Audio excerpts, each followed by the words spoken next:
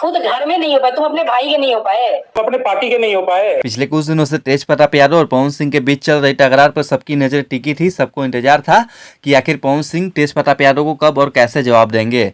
लेकिन बात यह है कि पवन सिंह ने सीधे तौर पर कुछ नहीं कहा, बल्कि उनके नए मैनेजर नीरज सिंह ने पहली बार इस विवाद पर अपनी प्रतिक्रिया रखी है। जो कि नीरज सिंह ने बड़ा तीखा जवाब देते हुए कहा है कि जो इंसान अपनी ही पार्टी का ना हो सका, जो अपने ही भाई का नहीं हो सका, उस पर भरोसा करने का कोई मतलब ही नहीं है, वो किसी का क्या होगा। आमतौर पर पवन सिंह के मैनेजर मीडिया से दूरी बनाए रखते हैं और किसी भी विवाद में खुलकर बोलने से बचते हैं, लेकिन इस बार नीरज सिंह ने चुप्पी तोड़ते हुए सीधा निशाना साधा है। अब यह बयान आगे क्या हलचल पैदा करेगा, ये आने वाला वक्त ही बताएगा। हालांकि इतना तय है कि अगर यह बात तेज प्रताप यादव तक पहुंची तो इनका जवाब आना लगभग पक्का है, क्योंकि वह अक्सर छोटी छोटी बातों पर प्रतिक्रिया देने से पीछे नहीं हटते। अब जबकि इतना बड़ा बयान दिया गया है तो उनका पलटवार कैसा होगा, यह देखने वाली बात होगी।